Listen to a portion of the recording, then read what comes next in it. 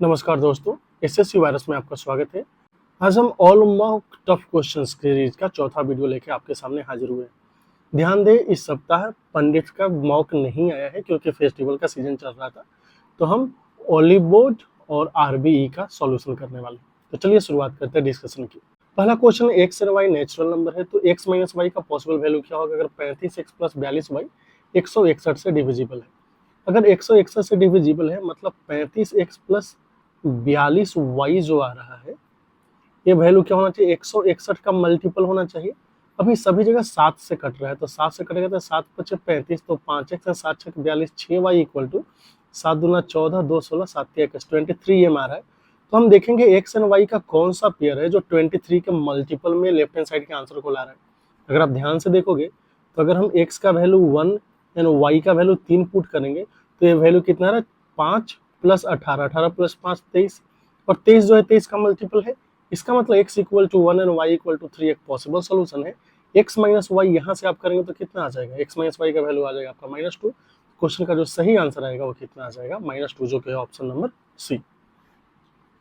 दूसरा क्वेश्चन है, आपको अप्रोक्सीमेट स्टैंडर्ड डेविएशन चाहिए। देखिए, स्टैंडर्ड डेविएशन निकालने का तो जो मेथड्स है उसमें एक मेथड ये भी होता है कि x माइनस एक्स बार निकालो, इसका स्क्वायर कर दो और इसी का क्या कर लो, आप एवरेज निकालो। ठीक है, ये आपका हो जाएगा स्टैंडर्ड डेविएशन, नहीं ये हो जाएगा आपका वेरिएंस। ठीक है, वेरिएंस है, स्टैंडर्ड डेविएशन के लिए इसी का हमें स्क्वायर रूट ले लेना है। बात समझ गए। तो पहले हमें एक्स बार निकालना पड़ेगा। एक्स बार कितना आ रहा है, 5 4 9 3 12 7 19 1 20, 4 3 7 1 8 6 14 2 16 2 18, 180/5 मतलब कि 36 आ रहा है। अभी हमें x माइनस एक्स बार निकालना पड़ेगा। x माइनस एक्स बार कितना है, 21 में से 36 गया माइनस का 15, 67 में से 36 गया 31, 13 में से 36 गया माइनस का 23, 34 में से 36 गया माइनस का 2, और 45 में से 36 गया 9। ये है, लेकिन हमें इन सब का स्क्वायर करना है। तो जब स्क्वायर करेंगे तो ये देखिए ये सब स्क्वायर आ जाएगा। स्क्वायर करके कितना आ जाएगा, ये तो आ गया 225, 31 का आ जाएगा 961, 23 का आ जाएगा 529, 2 का आ जाएगा 4, 9 का आ जाएगा 81। इन सबको जोड़ना है।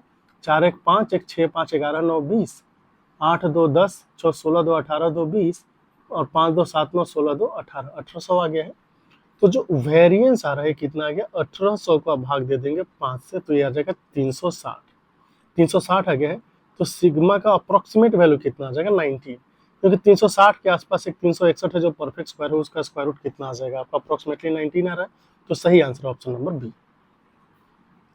अगला क्वेश्चन है कि इन रेडियस ऑफ एक राइट एंगल्ड आइसोसेलेस ट्रायंगल है, 5√2 + 1 है, तो हमें सर्कम रेडियस बताना है। सबसे पहले देखना है कि जो राइट एंगल्ड आइसोसेलेस ट्रायंगल है, ये चलिए हम ड्रॉ कर लेते हैं। राइट एंगल है मतलब ये दोनों बराबर होगा, आइसोसेलेस है ना तो दो बराबर होगा। यहाँ पे जो हाइपोटेन्यूस है √2a हो जाएगा। ध्यान दे, सर्कम रेडियस r जो होता है वो हाइपोटेन्यूस का आधा होता है, तो √2a/2 मतलब हमें a/√2 का वैल्यू चाहिए। हमें दिया हुआ है r होता है इन रेडियस, ये होता है आपका डेल्टा/s, s होता है सेमी पेरीमीटर, डेल्टा होता है एरिया। भैया डेल्टा कितना होगा, ये तो आएगा 1/2 इंटू a² डेल्टा हो गया। अभी सेमी पेरीमीटर के लिए सबको जोड़ेंगे और 2 से भाग दे देंगे, a+a+√2a/2, इसको हम बोल सकते हैं कि 2 प्लस माफ कीजिएगा 2a + √2a/2, ये आ जाएगा 2a + √2a/2। अभी r का जो वैल्यू है ये क्या है, 5√2 + 1, इसका वैल्यू निकाल लेते हैं। डेल्टा ए आ गया 1/2a² डिवाइडेड बाई, यहाँ पे कितना है 2, माफ कीजिएगा यहाँ पे हम √2 कॉमन ले सकते हैं, √2a कॉमन लेंगे तो बचेगा √2 + 1 एंड बाई 2, 2 से 2 चला जाएगा, a से a चला जाएगा। यहाँ से अगर आप देखोगे तो a/√2 का सीधे वैल्यू आ जाएगा 5 इंटू √2 + 1 का होल स्क्वायर, √2 + 1 का होल स्क्वायर आ जाएगा 3 + 2√2, तो आंसर है 5 इंटू 3 + 2√2। सही आंसर आ गया option number B. Question number 4 में कि 4 जो दुकानदार हैं उन्होंने PQRS इनका नाम है, इन्होंने क्या डिस्काउंट ऑफर लॉन्च किया। एक बोलता है कि 60 एंड 10 का देंगे, दूसरा बोलता है 55 15, फिर 35 35 एंड तीसरा बोलता है 50 एंड 20 का हम डिस्काउंट देंगे। तो कस्टमर के लिए ज़्यादा फायदेमंद क्या है, तो देखिए सबसे पहले तो कस्टमर निकलेगा किस में डिस्काउंट ज़्यादा है, तो डी इफेक्टिव होगा D1 जोड़ D2 माइनस D1 D2/100। तो जाहिर सी बात है अगर आप यहाँ पे ऑप्शंस देखोगे, ऑप्शन ये जो दे रहा है तो D1 + D2 सब में सेम है, D1 प्लस D2 सब में कितना है 70 है, माफ कीजिएगा 60 नहीं 70 है।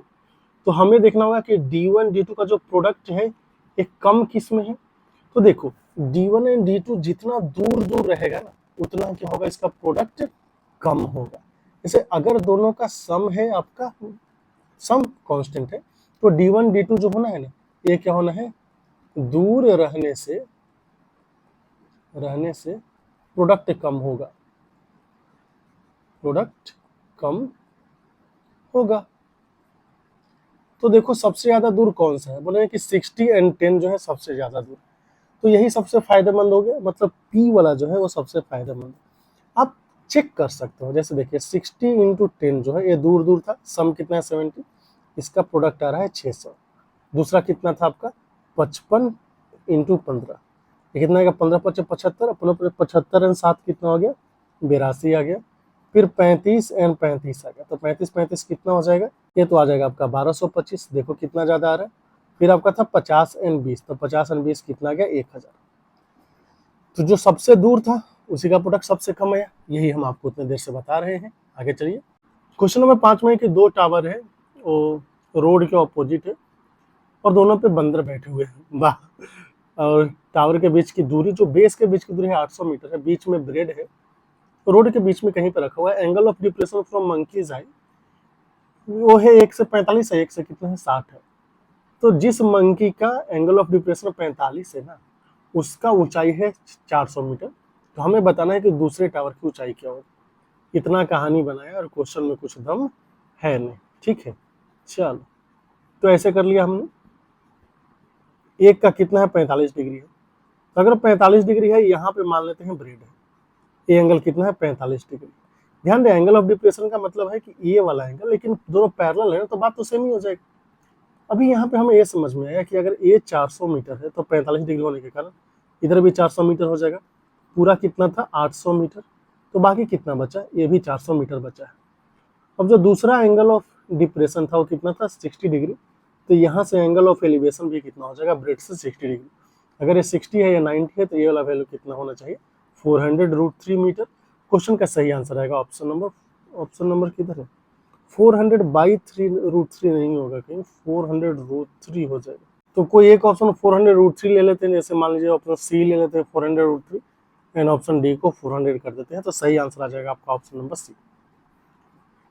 अगले क्वेश्चन में है कि एक एग्जामिनेशन में 80% स्टूडेंट हिस्ट्री में पास करते हैं, 75% मैथ में पास करते हैं, 18% दोनों में फेल करते हैं। अगर 438 स्टूडेंट ऐसे हैं जो दोनों सब्जेक्ट में पास कर गए तो हमें बताना है कि कितने स्टूडेंट ने एग्जाम दिया था।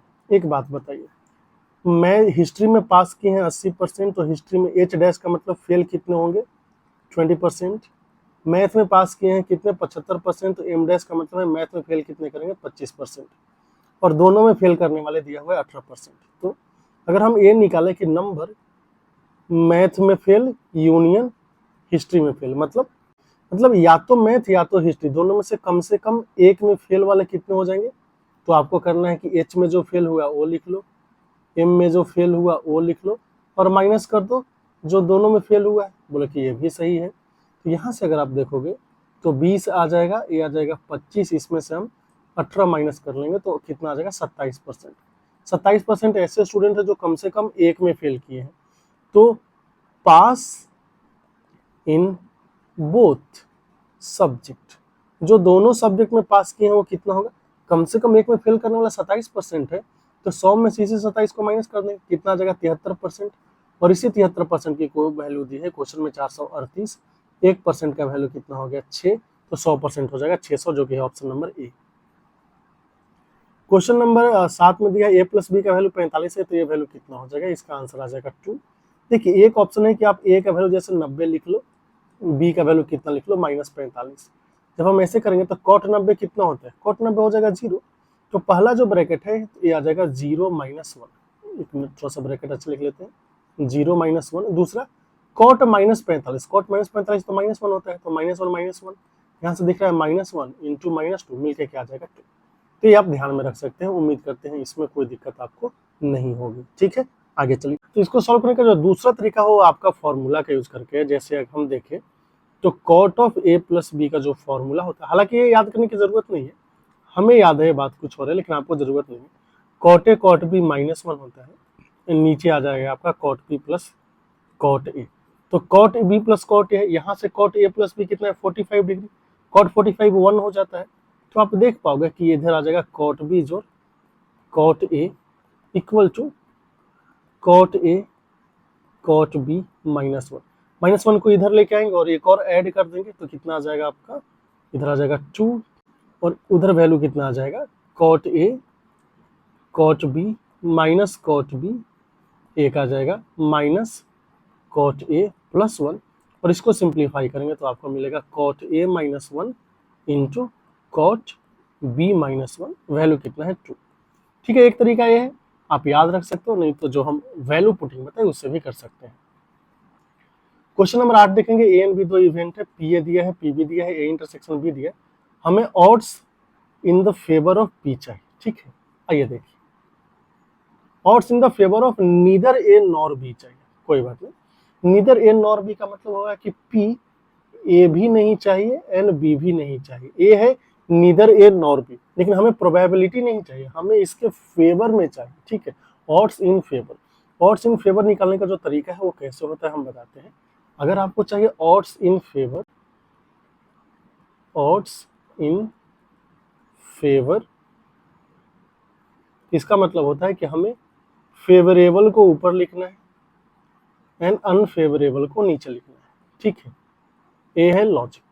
अभी आते हैं, पी ए दिया हुआ है, पी बी दिया हुआ है, पी ए इंटरसेक्शन बी भी दिया हुआ है, तो पहले हम पी ए यूनियन बी निकाल सकते हैं। पी ए यूनियन बी क्या होगा, आप पी ए लिखेंगे, इसके साथ पी बी लिखेंगे और इसमें से पी ए इंटरसेक्शन बी को माइनस कर देंगे। क्या आ रहा है, पी ए है 0.67, पी बी है 0.52, इसमें से हम 0.47 को माइनस कर लेंगे, 0.5 आ रहा है तो मिल के आ जाएगा 0.72। 0.72 है पी ए यूनियन बी, हमें चाहिए P A prime intersection B prime. इसका मतलब है कि 1 में से आपको पी ए यूनियन बी को माइनस करना है। ठीक है, तो ये कितना जगह 0.28 आ रहा है। चलो ठीक है, तो हमें जिसके फेवर में चाहिए था उसका प्रोबेबिलिटी 0.28 आ रहा है, इसको हम 28/100 भी बोल सकते हैं या 7/25 भी बोल सकते हैं। लेकिन अब आपको चाहिए ऑड्स इन फेवर। यहाँ पे जो आपने लिखा है वो तो प्रोबेबिलिटी है, तो ऑड्स इन फेवर के लिए फेवरेबल, इसके फेवर में 7 है, अगेंस्ट में कितने हैं 18, तो 7/18 सही आंसर हो गया ऑप्शन नंबर बी। अब बोलोगे 7/18 क्यों लिखा, क्योंकि देखो ए है फेवर में, 25 क्या है टोटल, तो टोटल में से फेवर को माइनस करोगे तभी तो अनफेवरेबल आएगा, यही हमने कर दिया। क्वेश्चन नंबर 9 में यहाँ पे दिया हुआ है, हमें इसको सिंप्लीफाई करना है।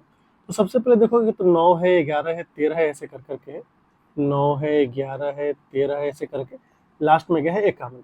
टोटल नंबर ऑफ टर्म्स कितने हैं अगर निकालना हुआ तो एक तरीका है कि आपको दिख रहा है एपी में है, एपी में है, एपी में एन टर्म निकालने का फॉर्मूला क्या होता है, A plus N minus 1 into D. N term कितना है 51, ए है आपका 9 प्लस एन माइनस 1, जो कॉमन डिफरेंस है 2 है, यहाँ से एन का वैल्यू कितना आ जाएगा 22। ठीक है, क्योंकि 42 को 2 से भाग देंगे तो 21 आ गया, 21 + 1 हो गया 22। अब जो सम है, सम क्या है देखिए, 33 है, 33 है, सबसे 33 हमने 33 निकाल दिया, तो ऐसे करके आएगा 33 22 टाइम्स आ जाएगा, और प्लस फिर आपको दिखेगा कि 9/33 है, फिर 11/33 है, एंड लास्ट में कितना है 51/33। ध्यान दें टोटल 22 टर्म्स है, तो 33 × 22 आ गया, प्लस यहाँ से 1/33 कॉमन लेंगे, फिर आपको दिखेगा कि जो बच रहा है अपना है 9 है, 11 है, 51 है, मतलब कि 9 + 11 + ... कहाँ तक 51, बात समझ गए। तो यहाँ से 22 दिया, 66 एंड 6 72 प्लस 1/30, ये है एपी का सम n/2, n है 22, 22/2, first term plus last term, मतलब कि 9 + 51, बस काम खत्म। यहाँ पे अगर आप देखोगे, अच्छा एक बार 33 था, हमने 13 लिख दिया है, हाँ, 2 से 11 बार में, 11 से 3 बार में, 3 से 20 बार में, तो आंसर आ गया 746, जो कि option number B. Question number 10 में है कि एक शॉपकीपर डिस्काउंट देता है 25% का 10 kg चावल खरीदने पे, and cost price of rice है क्या है 65 रुपये प्रति केजी, और उसका मार्क प्राइस है 80 रुपये प्रति केजी, और बाद में ये पता चला कि जो उसके पास वटखारा है या फिर वेइंग मशीन है वो भी फॉल्टी है, जो 800 ग्राम ही तौलता है और 1 kg दिखाता है। तो देखिए, अगर सबसे पहले उसने अनाउंस किया कि 25% डिस्काउंट दे रहा है, तो यहाँ पे कॉस्ट एंड सेल लिखेंगे, दुकानदार के पास से 4 यूनिट का सामान जाएगा लेकिन वो पैसे 3 यूनिट का ही लेगा। बाद में पता चला कि जो 65 का माल है इसका दाम इसने 80 रखा था और बेचने जा रहा है तो 800 ग्राम ही दे रहा है लेकिन पैसे ले रहा है 1000 ग्राम के। बस ये सब सक्सेसिव है, काम कर लीजिए। तो फिर यहाँ से 10 बार में 1 0 गया, 5 से 13 बार में, 5 से 20 बार में, 4 से 5 बार में। आप देखोगे 13 का सामान बिका है 15 में, फायदा हुआ है 2 यूनिट का, तो परसेंटेज फायदा कितना होगा? 2 का 13 पे गुना का 100 कर लीजिए। 13 एक बार में, फिर 70, 13 5 65, 15 पॉइंट कितना है? 38%। तो जो दिया है 15 पॉइंट वही आंसर आएगा ऑप्शन नंबर सी।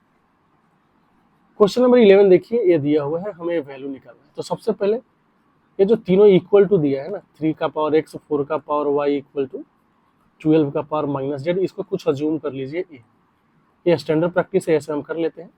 तो अगर इन दोनों को देखोगे तो 3 का वैल्यू कितना आ जाएगा? a का पावर 1/x। 4 का पावर y वाले को देखोगे तो 4 का पावर आ जाएगा a का पावर 4 इक्वल टू a का पावर 1/y। एंड 12 वाले को देखेंगे तो 12 का वैल्यू आ रहा है a का पावर माइनस 1/z। कोई बात नहीं। अब देखिए 12 जो है ये क्या है? 3 इंटू 4 है, बोले कि बिल्कुल सही। 12 के जगह पे a का पावर माइनस 1/z लिखेंगे। 3 इंटू 4 करने से आएगा a का पावर 1/x प्लस 1/y। अभी बेस सेम है तो पावर भी सेम होना पड़ेगा, मतलब कि 1/x जो 1/y का वैल्यू है माइनस 1/z। तो आपको पता चल गया दोस्त कि 1/x जो 1/y प्लस 1/z करेंगे, आंसर क्या आ जाएगा? 0, जो कि option number A. Question number 12 में है कि 3 फ्रूट है जिसको रैंडमली उठाया गया बास्केट से। 6 एप्पल है, 2 मैंगो है, 4 बनाना है। इसकी प्रायिकता क्या है कि 1 मैंगो है, 2 क्या हो? एप्पल। तो बस प्रोबेबिलिटी ऑफ इवेंट निकाल लेते हैं। हमें चाहिए 1 मैंगो, अपने पास मैंगो कितने थे? 2, तो 2 में से 1 मैंगो आ गया। एप्पल कितने चाहिए? 2, 6 एप्पल थे तो 62। एंड ओवरऑल कितने? 4 2 6 6 12, तो 12 में से आप 3 सेलेक्ट करोगे, ठीक है। तो ऊपर आ गया 2, 62 होता है 15, और यहाँ आ जाएगा 12 गुना 11 गुना 10/3 दूना 6। 6 से 2 बार में, 2 से इधर गया, 5 3 15, 5 दूना 10। यहाँ से देखोगे कि आंसर आ रहा है 3/22, जो कि option number A. Question number 13 है कि ए जो है 35% तेज भागता है बी से, और बी को 14 मीटर का एक लीड देता है, और ये डेड हिट हो जाता है, मतलब दोनों एक ही साथ पहुंचते हैं। तो लेंथ ऑफ रेस ट्रैक कितना होगा? ए एंड बी की बात करें तो बी जब 100 मीटर जाता है, 100 यूनिट जाता है, तो ए 135 यूनिट जाता है। मतलब डेड हिट के लिए ए जो है 35 यूनिट का लीड दे सकता है। 35 unit lead for dead hit. बात समझ गए? लेकिन आपको तो बताना पड़ेगा कि डेड हिट हुआ है तो ट्रैक का लेंथ कितना था। तो जाहिर सी बात है, जब डेड हिट हो रहा है तो ए तो पूरा ही भागेगा। ए यहाँ से यहाँ तक भागा है 135 यूनिट, और बी को 35 यूनिट का लीड देगा, क्योंकि बी 100 यूनिट ही भाग रहा है। तो बी यहाँ से यहाँ कितना भागेगा? 100 यूनिट, और इसे जो मिला है 35 यूनिट का लीड मिला है।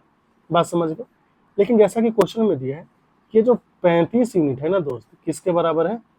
14 मीटर के बराबर है। मतलब 5 यूनिट किसके बराबर हो गया? 2 मीटर।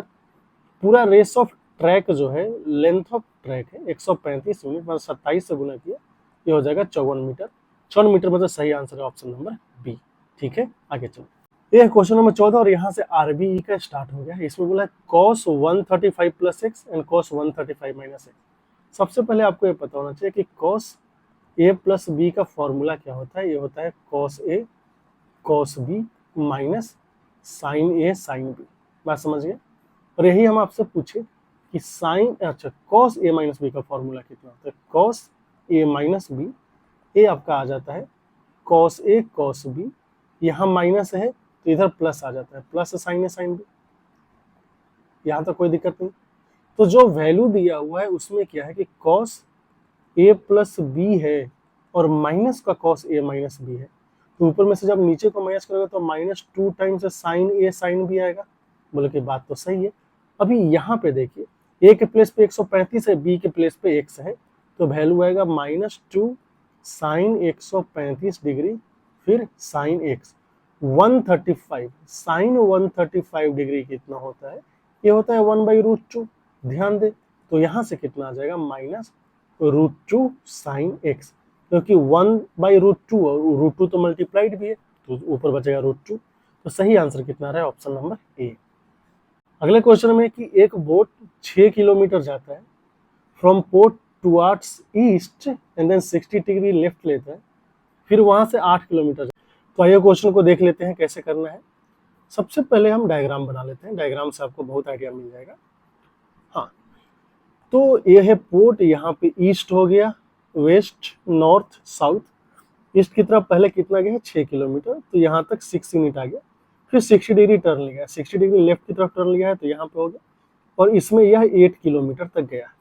ध्यान दे ये जो एंगल है ये कितना है 60 डिग्री। अभी हमें बताना है कि ओरिजिन से वो कितना डिस्टेंस पे है, मतलब ये वाला डिस्टेंस बताना। कोई बात नहीं, यहाँ पे थोड़ा सा ट्रिगोनोमेट्री का यूज कर लेते हैं। इधर ना हमने परपेंडिकुलर ड्रॉ किया, जैसे ही परपेंडिकुलर ड्रॉ करेंगे ये है 8 cos 60, 8 cos 60 हो जाएगा 4 यूनिट, क्योंकि cos 60 कितना होता है, cos 60 डिग्री होता है आपका 1/2, तो नीचे हो गया 4 यूनिट। ये वाला वैल्यू हो जाएगा 8 sin 60, 8 sin 60 डिग्री, जो कि हो जाएगा आपका 4√3। कोई दिक्कत नहीं। अब एक राइट ट्रायंगल दिख रहा है, यहाँ से यहाँ तक कितना है 10 यूनिट, ऊपर है 4√3, इसका नाम OP रख दीजिए। तो OP का वैल्यू कितना आ जाएगा, रूट के अंदर 10 का स्क्वायर जो 4√3 का स्क्वायर, 10 का स्क्वायर 100 और ये 48 मिलकर हो गया 148। 148 को बोल सकते हैं 2√37 किलोमीटर। तो सही आंसर जो है वो आ रहा है ऑप्शन नंबर डी। ध्यान दे, जल्दीबाजी में आपका 10 किलोमीटर आंसर नहीं कर देना है, मतलब कि 6 किलोमीटर यहाँ 4 किलोमीटर यहाँ, ये हो जाएगा गड़बड़। क्वेश्चन नंबर 16 में है कि anti aircraft gun maximum 4 shot ले सकता है एनिमी के प्लेन पे जो इससे दूर जा रहा है। पहला, दूसरा, तीसरा एंड चौथा शॉट हिट करेगा, इसकी प्रायिकता यहाँ पे दिया हुआ है। तो हमें बताना है कि इस बात की क्या प्रायिकता है कि जो गन है वो प्लेन को हिट कर जाएगा। देखिए, इसके लिए हम बोलेंगे कि प्रोबेबिलिटी ऑफ सक्सेस, सक्सेस मतलब हिट कर दिया, ये हम बोलेंगे कि 1 माइनस प्रोबेबिलिटी ऑफ फेलियर होगा, मतलब हिट नहीं किया है। हिट नहीं किया मतलब नन हिट, एक भी हिट नहीं किया, सबका सब फेल कर गया, तो 1 माइनस। पहला हिट करेगा इसका चांसेस है 0.2, तो हिट नहीं करेगा इसका चांसेस है 0.8। दूसरा के हिट करने का चांसेस है 0.4, हिट नहीं करने का कितना चांसेस होगा 0.6। तीसरा हिट करेगा इसका चांस क्या है 0.2, नहीं करेगा 0.8, इसके करने का 0.1, नहीं करेगा 0.9। तो क्या आ गया 1 माइनस 80 80 64 और 9 6 54, 64 को 54 से गुना कर देंगे, 4 का 16, 24 1 25, 5 का 20 एंड 30 2 32, 6 5 4 3 3 4 5 6 आ रहा है। ठीक है, 0.3456, तो आ जाएगा 0.6544। तो सही आंसर आएगा आपका ऑप्शन नंबर सी। आगे चलिए, क्वेश्चन नंबर 17 देखेंगे तो एक बैग में 5 रेड है, 7 ब्लू है, 8 ग्रीन है। 3 बॉल को निकाला गया है 1 बाई 1 विदाउट रिप्लेसमेंट। इस बात की प्रायिकता क्या है, यहां से देखना है। इसमें बोला है कि पहला गेंद ही रेड होना चाहिए, दूसरा गेंद ही ब्लू होना चाहिए, तीसरा गेंद ही ग्रीन होना चाहिए, ये समझना है। First red, second blue and third green, ये क्वेश्चन का लैंग्वेज है। क्वेश्चन का लैंग्वेज ये नहीं है कि 1 रेड 1 ब्लू 1 ग्रीन। अगर 1 रेड 1 ब्लू 1 ग्रीन रहता तो इसका आंसर क्या आएगा, दूसरा आएगा।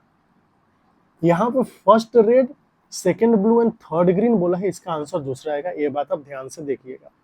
तो जो हमें प्रोबेबिलिटी ऑफ इवेंट निकालना है, इसमें क्या बोला है कि हमें रिप्लेस नहीं करना है, मतलब निकाला, उसको चेक किया, फिर अपने पास रख लिया, जो कंटेनर था वहां पे नहीं रखेंगे। पहला बॉल रेड होना चाहिए, आपके पास 5 रेड है तो 5 में से आपने एक सेलेक्ट किया। ओवरऑल कितना है 7 5 12 8 20, तो आप 20 में से एक सेलेक्ट कर रहे हैं। ध्यान दीजिए, सेकंड क्या होगा, सेकंड बॉल अब चाहिए ब्लू, क्योंकि हमने बॉल को लौटाया नहीं है, तो अभी टोटल 19 गेंद ही बचेंगी, तो 19 C1 आएगा। अभी सेकंड क्या चाहिए हमें, ब्लू, तो 7 में से एक, नीचे 19 में से एक। तीसरे केस में अपने पास 18 है, तो 18 C1 आएगा। और ग्रीन कितना, एक है ना, मतलब 8 में से एक चाहिए, तो 8 C1 आ गया। यहाँ से देखोगे तो 5/20 है इंटू 7/19 है, फिर आपका 8/18 है। तो कैसे होगा, 5 से 4 बार में, 4 से 2 बार में, 2 से 9 बार में, यहाँ से आंसर आ गया है 7/171। ये इस क्वेश्चन का आंसर है। ऑप्शन दिया है क्या, हाँ दिया है। हमारा क्वेश्चन आपसे ये है कि अगर 1 रेड 1 ब्लू 1 ग्रीन रहता, इस केस में आंसर क्या होगा, आप बताइए कमेंट सेक्शन में। फिर हमें पता चलेगा कि आप प्रोबेबिलिटी को तो ढंग से समझे भी हैं या नहीं समझे। ठीक है, ये क्वेश्चन है आपके लिए। आगे चलिए, क्वेश्चन नंबर 18 देखेंगे। इसमें स्टैंडर्ड डेविएशन बोला एक्स वाई जेड का पी है, तो 3x + 5, 3y + 5 एंड 3z + 5 का क्या होगा। जाहिर सी बात है क्या होगा, स्टैंडर्ड डेविएशन है ना, तो 3 गुना हो जाएगा। सही आंसर ऑप्शन नंबर बी। तो आपको ये समझना है कि एक्स वाई जेड का पी था, फिर अगर हमने सबको 3 से गुना कर दिया, 3x 3y 3z, तो स्टैंडर्ड डेविएशन 3 गुना हो जाएगा, कोई दिक्कत नहीं। फिर आप बोलो कि सब में ना अब हम 5 जोड़ेंगे, तो नंबर जो अभी 3x है तो ये हो जाएगा 3x + 5, ये 3y है तो 3y + 5 हो जाएगा, 3z है तो 3z + 5 हो गया। प्लस माइनस करने से स्टैंडर्ड डेविएशन में कोई चेंजेस नहीं आता है, ये हम बार बार आपको बता चुके हैं। आगे चलिए, क्वेश्चन नंबर 19 में है कि दो आइडेंटिकल सर्कल है। हाँ, दो आइडेंटिकल सर्कल है जिसका रेडियस है 60 सेंटीमीटर, एक दूसरे को ऐसे इंटरसेक्ट कर रहा है कि एक का सरकमफ्रेंस दूसरे के सेंटर से पास कर रहा है, तो एरिया ऑफ इंटरसेक्टिंग रीजन क्या होगा। यहाँ पे हम 60 ना लेके कॉमन सा रेडियस r लेके क्वेश्चन को सॉल्व करने की कोशिश कर रहे हैं। ठीक है, तो चलिए ऐसे करके हमने सर्कल को ड्रॉ कर लिया। हाँ, 2 सर्कल हो गया, 1 मिनट, चलो ठीक लग रहा है।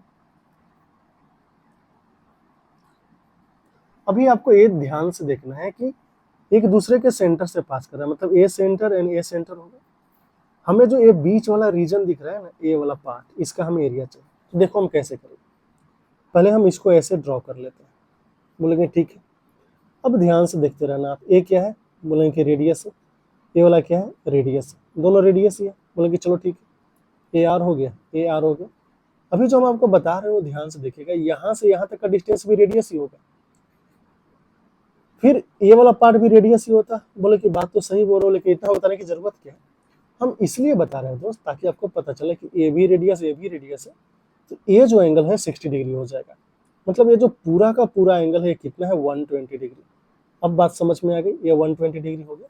जैसे ही 120 डिग्री होगा, बाकी का जो पार्ट है हम आपको ऐसे हटा देते हैं। हमारा टारगेट है कि यहाँ पे जो आपका सेगमेंट है, इस सेगमेंट का एरिया निकालेंगे और एरिया निकाल के क्या कर देंगे, 200 गुना कर देंगे, तो रिक्वायर्ड एरिया आ जाएगा। बोले कि बात तो सही है गुरु, तो रिक्वायर्ड एरिया कैसे आएगा। इस सेगमेंट का एरिया निकालने के पहले तो 200 गुना करना है, और सेगमेंट का एरिया निकालने के लिए सेक्टर के एरिया में से ट्रायंगल के एरिया को माइनस कर देंगे। सेक्टर का एरिया कितना होगा, पाई आर स्क्वायर, थीटा है 120 डिग्री बटा 360 डिग्री। इसमें से जो एरिया ऑफ ट्रायंगल कितना होता है, 1/2 into A B sine theta, तो आर स्क्वायर यहाँ पे हो गया साइन 120 डिग्री। ध्यान दें, जो त्रिभुज, ये जो एरिया होता है ना किसी भी त्रिभुज का, ए बी, मान लीजिए यहाँ पे आपने ए लिख दिया, बी लिख दिया, सी लिख दिया, चलो ये भी हमने गलत लिख दिया, ए यहाँ पे हो जाएगा, सी यहाँ पे हो जाएगा। तो इसका जो एरिया का फॉर्मूला है ये होता है 1/2 एडजेसेंट, कोई भी दो भुजा का गुणनफल लिख लीजिए। जैसे ए हमने बी का गुणनफल लिया, इसके बीच के एंगल का क्या होता है, साइन से। यहाँ पे हमने बोला ए रेडियस है, इन दोनों रेडियस को गुणनफल लिया, बीच का एंगल है 120 डिग्री, उसका हमने साइन ले लिया, ये 3 बार में चला जाएगा। साइन 120 डिग्री कितना होता है आपका, √3/2। तो देखिए 2 आ जाएगा πr²/3, और माइनस क्या आ जाएगा, ये आ जाएगा √3r²/224। बस समझ गए, बोले कि हाँ यहाँ तक तो ठीक है। अब आपको क्या करना है, रेडियस का वैल्यू पुट कर सकते हैं। तो रेडियस कितना है 60, 60 का स्क्वायर कितना हो जाएगा, बोलेंगे कि 3600। तो चलो 3600 बटा 3 कितना आ जाएगा, 1200। 1200 को 2 से गुना करेंगे तो आ जाएगा 2400। तो यहाँ से आ गया 2400 पाई माइनस, यहाँ पे था 3600 को 4 से भाग देंगे तो आएगा 900, 900 को 2 से गुना करेंगे 1800, तो 1800 √3 आ रहा है। तो सही आंसर आएगा आपका ऑप्शन नंबर डी। यह क्वेश्चन जिसमें बोला कि दो सर्कल है P एंड Q, उसका सेंटर है 6 सेंटीमीटर 4 सेंटीमीटर रेडियस है, एक दूसरे को इंटरनली टच कर रहा है। परपेंडिकुलर बाइसेक्टर PQ का बड़े सर्कल को A एंड B पे मिल रहा है, तो AB का वैल्यू कितना होगा। तो मतलब 6 एंड 4 2, 1 36, 1 35, 2 √35, मतलब सही आंसर ऑप्शन नंबर बी आ रहा है। कैसे आया आइए देखिए, जैसे हमने एक सर्कल ले लिया है, आपको ध्यान से देखना है कि जो सर्कल का रेडियस है ना 6 सेंटीमीटर, क्योंकि ठीक है यहाँ से यहाँ तक का वैल्यू है 6 सेंटीमीटर। इसको जो दूसरा टच कर रहा है इंटरनली, उसका रेडियस है 4 सेंटीमीटर। अगर रेडियस 4 सेंटीमीटर तो उसका डायमीटर कितना होगा, बोलेंगे 8 सेंटीमीटर। अगर उसका डायमीटर 8 सेंटीमीटर आ रहा है दोस्त, तो आपको ये समझना चाहिए कि जो बड़े सर्कल का सेंटर है ना छोटे सर्कल के अंदर आना चाहिए, बल्कि ये भी सही है। चलो, तो ये पॉइंट क्या हो गया है, P, ए पॉइंट क्या हो गया है Q। ध्यान दे यहाँ से यहाँ तक कितना था 6 और ए पॉइंट कितना है 4। तो PQ के बीच का जो दूरी है, PQ के बीच का दूरी कितना आ जाएगा 2 यूनिट। यहाँ से यहाँ हो गया है 2 यूनिट। बात समझ गए। अभी हम इसी का परपेंडिकुलर ड्रॉ कर रहे हैं। PQ का परपेंडिकुलर हमने ड्रॉ किया और ये मान लेते हैं ए एंड बी पे बड़े सर्कल को कट किया। बड़े सर्कल को बोला है ना, हाँ। तो देखो 2 का आधा 1 यूनिट बचेगा यहाँ पे। फिर हमें पता है कि बड़े सर्कल का जो रेडियस है कितना है 6 यूनिट। इस पॉइंट का नाम अगर आप m रखेंगे तो ए बी का वैल्यू 2 टाइम्स am है ना। 2am कितना होगा रूट 6 स्क्वायर माइनस 1 स्क्वायर। तो यहाँ से आ गया 2 रूट 35 सेंटीमीटर। सही आंसर आ गया ऑप्शन नंबर बी। आगे देखिए क्वेश्चन नंबर 21 है कि एवरेज ऑफ 10 नंबर है 10.7, पहला 4 का है 9.5, लास्ट के 3 का है 11, पांचवा नंबर 40% ज्यादा है छठे नंबर से और 2 ज्यादा है सातवें से। तो पांचवें एंड छठे का एवरेज बताओ। इस टाइप का बहुत क्वेश्चन आपने किया होगा कि 10 यहाँ पे हमने नंबर लिखा, यहाँ पे एवरेज लिख लेते हैं। 10 नंबर का एवरेज कितना है 10.7। इसमें से फर्स्ट फोर का एवरेज है आपका 9.5 एंड लास्ट के 3 का एवरेज कितना है 11।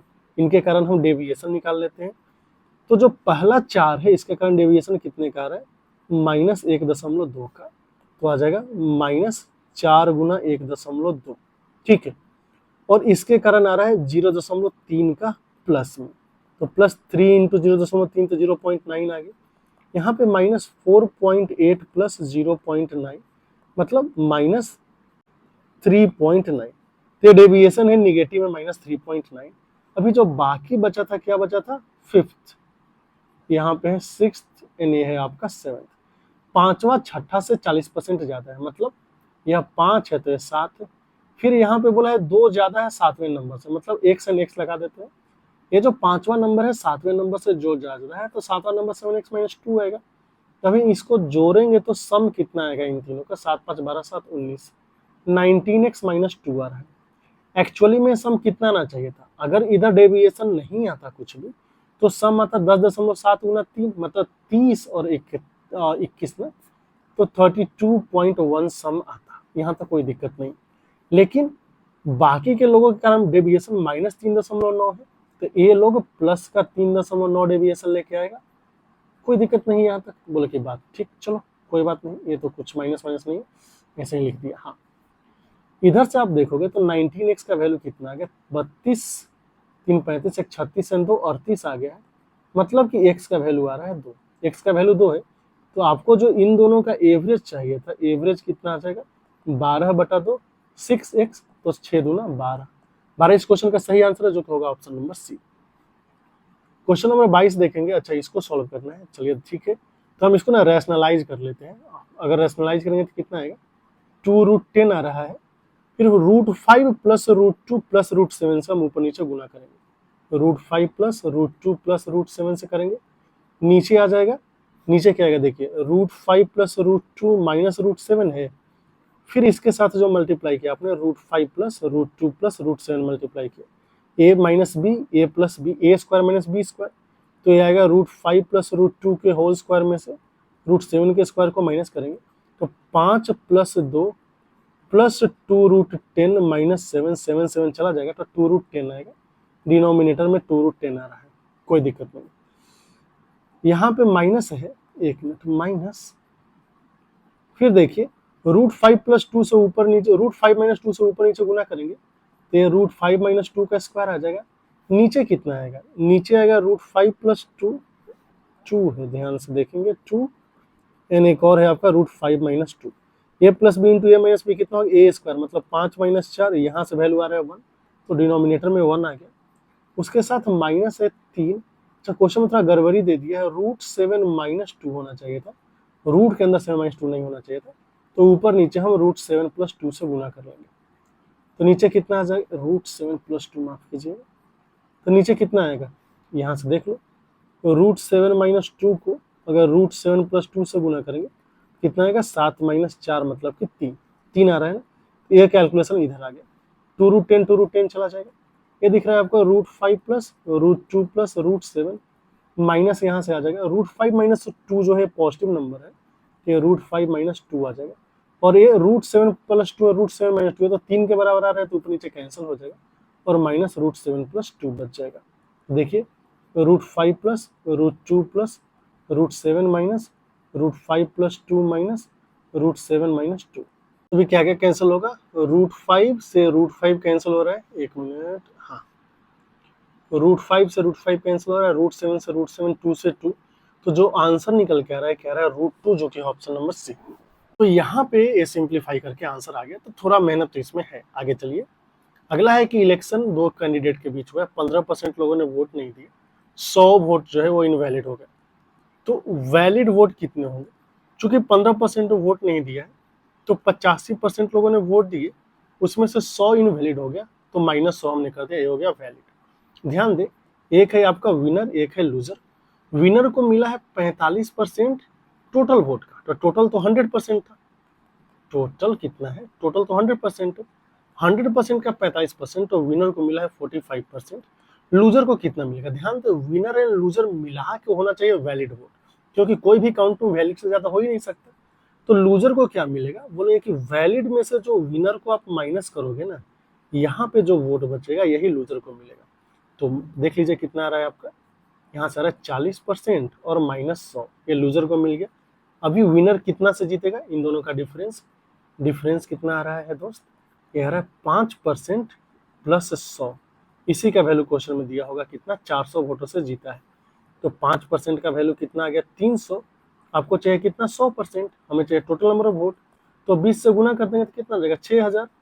सही आंसर आएगा आपका option number C. Question number 24 में है कि एक शॉपकीपर प्रॉमिस करता है कि अपने गुड्स को X% प्रॉफिट में बेचेगा, लेकिन वो 20% कम वेट यूज करता है, जिसके कारण उसे फायदा मिलता है 43.3/4% का। अभी आपको बताना है कि फाइंड X% ऑफ X कितना होगा। ठीक है, X का X% हमें निकालना है। आते हैं क्वेश्चन को ध्यान से देखते हैं कि 43.3/4%, ये कितना होगा? 4 × 12 और 3 × 15, 16 × 17, 175/4 × 100, तो 25 चौका 100, 25 7 175, ये कितना आ गया है? 7/16। अभी इधर देख लेते हैं, कॉस्ट एंड सेल की बात करते हैं। उसने बोला है कि X% प्रॉफिट पे बेचा है, तो मान लेते हैं ए का सामान बी में बेच रहा था, 20% कम वेट यूज किया है, मतलब 20% का मतलब 1/5। दुकानदार जो है, पहले ग्राहक को दिखेगा कि 5 यूनिट का सामान मिल रहा है, लेकिन दुकानदार 1 यूनिट कम, मतलब 4 यूनिट ही देगा। तो यहाँ से अगर हम देखेंगे तो सेलिंग प्राइस में कॉस्ट प्राइस का रेशियो कितना आ रहा है? ये आ रहा है 5B/4A, और एक्चुअली में अगर प्रॉफिट के साथ देखेंगे तो 16 7 कितना आ गया? 23। ठीक है, तो 23 का होना चाहिए सेलिंग प्राइस, और कॉस्ट प्राइस कितना है? 4 चौका 16। यहाँ से देखिए कितनी बार में, 4 बार में। तो अगर B/A हम निकालने जाए तो कितना आ जाएगा? 23/20। कोई बात, कोई दिक्कत? बोले कि नहीं, दिक्कत तो नहीं। तो अगर B/A 23/20 है दोस्त, तो पहले आपको ये बताना है ना कि हमें प्रॉफिट कितने परसेंट का हो रहा है।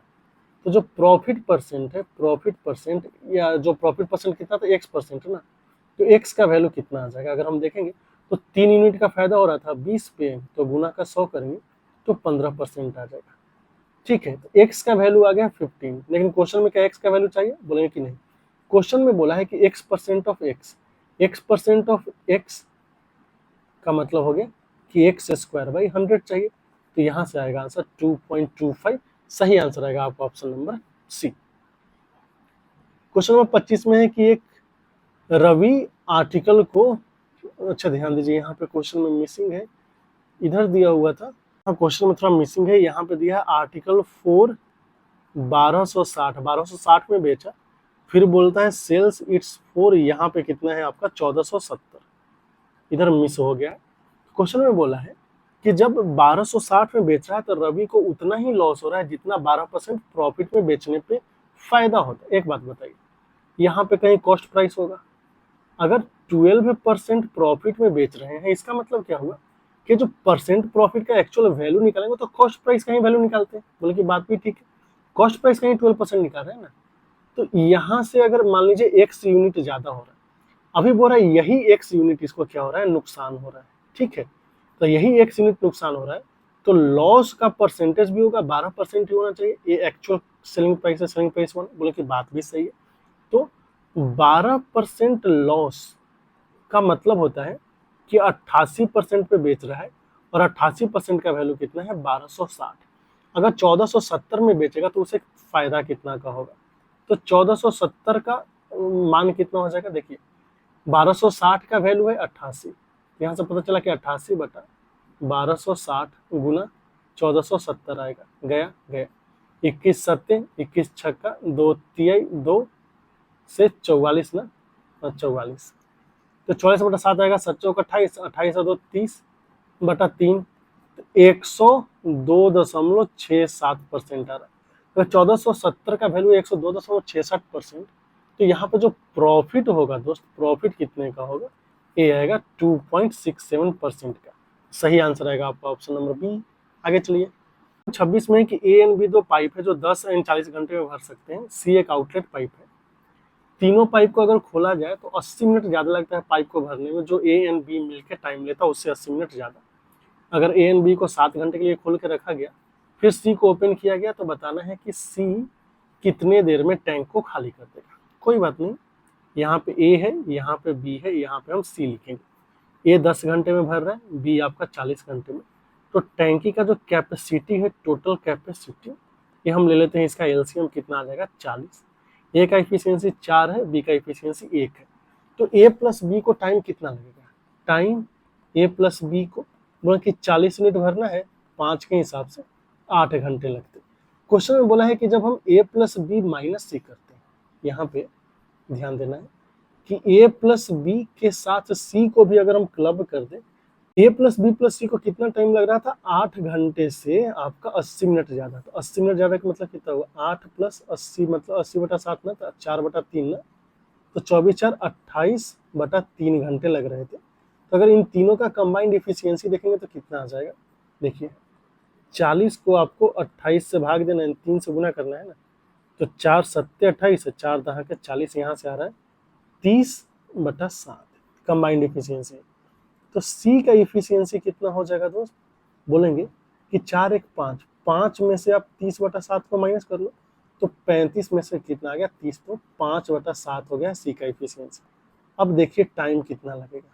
क्वेश्चन में बोला है कि ए और बी को हम 7 घंटे के लिए खोले थे, तो ए प्लस बी का इफिशियंसी 5 है, तो 5 गुना 7 इतना भर गया। अभी सी को कितना टाइम लगेगा उसको खाली करने में, सी का इफिशियंसी है 5/7, तो यहाँ से आपको दिख गया कि 49 आवर्स, तो 49 घंटे काम करने पड़ेंगे। सही answer option number D. Question number 27 में अगर आप देखेंगे तो इधर है कि एक बोट डाउनस्ट्रीम में जाता है पी से क्यू तक, जो कि 24 किलोमीटर दूर है, फिर रिटर्न कर जाता है। एक्चुअल स्पीड ऑफ बोट है 6 किलोमीटर प्रति घंटा, और पूरे ट्रिप में मतलब पी टू क्यू जाने में 3 घंटे कम समय लगते हैं क्यू से पी तक आने में।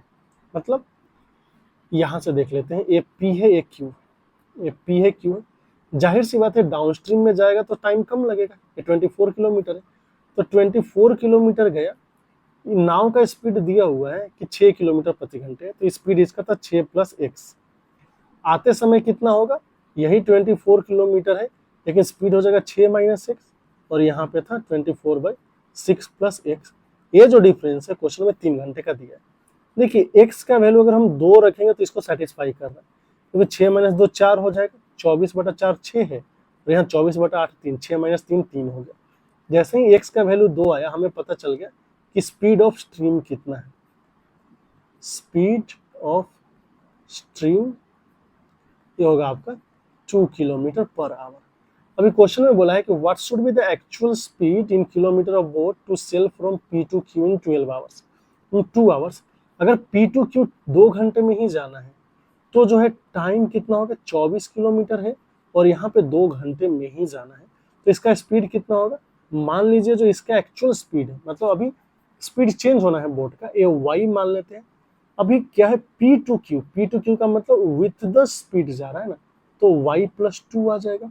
अभी यही क्वेश्चन में दिया है 2, तो y + 2 का वैल्यू कितना है आपका 12, y का वैल्यू होगा 10 किलोमीटर पर आवर। मतलब कि एक्चुअल स्पीड जो है, नया एक्चुअल स्पीड होना चाहिए 10 किलोमीटर पर आवर, जो कि होगा option number C. Question number 28 को अगर आप देखोगे तो डेंजरस एक्सप्रेशन दिया हुआ है, हमें इसको सिंप्लीफाई करके बताना है कि अगर रूट एक्स वाई के बराबर है तो एक्स एंड वाई में क्या रिलेशन होगा। कुछ देर के लिए हम 5x रूट वाई को a मान लेते हैं एंड 3y रूट x को b मान लेते हैं, ताकि कैलकुलेशन थोड़ा आसान हो जाए। तो ऊपर आपको दिखेगा लिखा है ए प्लस बी, नीचे है ए माइनस बी, इधर है ए माइनस बी, इधर हो गया ए प्लस बी। इसको सिंप्लीफाई करेंगे तो न्यूमरेटर आ जाएगा A plus B whole square minus A minus B whole square, denominator में आ जाएगा A square minus B square. हालांकि ध्यान दें ऊपर आएगा 4ab एंड नीचे आ जाएगा A square minus B square. अब वैल्यूज पुट करना स्टार्ट कर दीजिए। जैसे ही 4ab लिखेंगे तो 4 5 20 दिए 60 आ जाएगा, 60xy आएगा, फिर रूट एक्स रूट वाई आएगा। ए स्क्वायर माइनस बी स्क्वायर का मतलब है कि 25 एक्स स्क्वायर वाई में से 9 वाई स्क्वायर एक्स को माइनस करेंगे और ये वैल्यू है root X root Y. Root X root Y cancel हो जाएगा, ऊपर नीचे एक्स वाई भी कैंसिल होगा, तो आपको दिख रहा है 25x माइनस 9y का वैल्यू कितना आएगा 60। ध्यान दें 25x माइनस 9y का वैल्यू आ रहा है 60, मतलब सही आंसर ऑप्शन नंबर डी। इधर है variance of first 20 natural numbers. तो यहाँ पे जो वेरिएंस निकालने का जो फॉर्मूला है सिग्मा स्क्वायर, हम ऐसे यूज करेंगे कि एक्स स्क्वायर के बार में से एक्स बार के स्क्वायर को माइनस कर देंगे, ठीक है, क्योंकि ये वाला कैलकुलेशन यहाँ पे आसान लग रहा है। अभी एक्स बार क्या होगा, एक्स बार फर्स्ट 20 नेचुरल नंबर का जो एक्स बार होगा वो होगा n प्लस 1/2 होता है, यही होता है। तो यहाँ से आ जाएगा फर्स्ट 20 नंबर का मतलब 20 प्लस 1/2, ये आ गया है आपका 10.5, जिसे आप 21/2 भी लिख सकते हैं, मतलब जो लिखना है 21/2। चलो लिख लिया 21/2। फिर हमें चाहिए एक्स स्क्वायर। आपको पता होना चाहिए कि जब हम यहाँ पे संख्याओं का स्क्वायर कर रहे हैं तो आपको मिलेगा 1 square plus 2 square plus dot dot plus n square. इसका वैल्यू होता है n into n plus 1 into 2n plus 1/2, 2 नहीं बाई 6। अगर हम इसका बार निकालने जाए, एक्स आई स्क्वायर जो है इसका बार, बार का मतलब एवरेज निकालना है, एवरेज निकालने के n से भाग दे देंगे, तो जैसे ही n से भाग दोगे ये बचेगा n प्लस 1, तो होगा 2n प्लस 1/6, क्योंकि n तो कैंसिल हो गया। यहाँ पे एवरेज निकालने जाएंगे तो x का वैल्यू 20 पुट करना पड़ेगा, तो 21 इंटू 41/6, 3 दूना 6, 3 सत्ते 21, यही आ रहा है ना। तो 7 7 28, 287/2 आ रहा है। चलो अभी जो यहाँ पे वेरिएंस है ये वैल्यू हम निकाल ही लेते हैं। ये कितना आ गया 287/2 में से 441/4 इसको माइनस करना है, कितना आ जाएगा यहाँ पे 4 आ गया ना, 21 का 441, ठीक है। 7 दूना 14, 28 दूना 56, 57 में से 441 को माइनस कर लो, तो यहाँ से आ गया 133/4, मतलब 4 तिहाई 12 और 1, तो 4 तिहाई 12, 33.25 आ रहा है। सही आंसर है ऑप्शन नंबर सी। कोई बात नहीं, आसान है। अगला देखिए, यह क्वेश्चन नंबर 30 जिसमें बोला है कि 2 इनलेट पाइप है, सेपरेटली 8 घंटे 10 घंटे में फिल कर सकते हैं। अगर उन्हें 2 घंटे के लिए खोलकर रखा जाए, आफ्टर विच सेकेंड पाइप को क्लोज कर दिया जाए एंड आउटलेट पाइप को खोल दिया जाए, तो from the full cistern is 20 hours is opened and the outlet pipe can drain the water from a full cistern. अच्छा ठीक है, how much time it will take to fill the cistern completely from the instant of opening the outlet pipe? समझ जाइए बात। 2 pipe है, एक ए मान लिया, एक बी मान लिया, और एक क्या है सी। सी आपका आउटलेट पाइप है, बी एंड सी। ए अकेला 8 घंटे में भरेगा, बी अकेला 10 घंटे में, सी जो है 20 घंटे में खाली कर सकता है, पूरा भरा रहा तो ठीक। एक खाली करने वाला पाइप है तो हमने -20 रख दिया। अभी क्या है, सीन ऐसा है कि टोटल हम कैपेसिटी निकाल लेते हैं। टोटल कैपेसिटी कितना है 40 ले लेते हैं। ए का इफिशियंसी 5 का है, बी का इफिशियंसी 4 का, सी का इफिशियंसी है -2 का। बोले चलो ठीक, अभी हमें टोटल टैंक तो भरना है। टैंक भरना है मतलब कि 40 यूनिट तो हमें पानी चाहिए ही चाहिए। शुरू में क्या था कि they are open for 2 hours, मतलब ए प्लस बी जो है 2 घंटे के लिए खोले गए।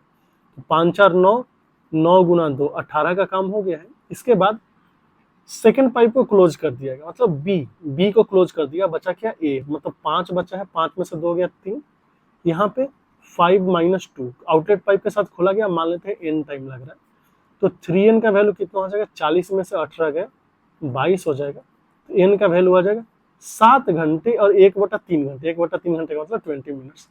इस क्वेश्चन का सही आंसर आएगा 7 आवर 20 मिनट्स। और है कुछ, ओ ये तो यही है। तो इसी के साथ ये जो पेपर का डिस्कशन था, मतलब कि जो बेस्ट क्वेश्चन, मॉक का बेस्ट क्वेश्चन का सोल्यूशन होता है सवाल, कैसा लगा आपको जरूर बताइए। फायदा पहुंच रहा है तो फिर वीडियो को लाइक, चैनल को सब्सक्राइब करना ना भूलिए। चैनल को आगे बढ़ाइए, इससे हमें भी मोटिवेशन मिलता रहेगा। तो फिर मिलते हैं अगले वीडियो में कुछ और धमाकेदार कॉन्सेप्ट के साथ। तब तक के लिए आपका बहुत बहुत धन्यवाद।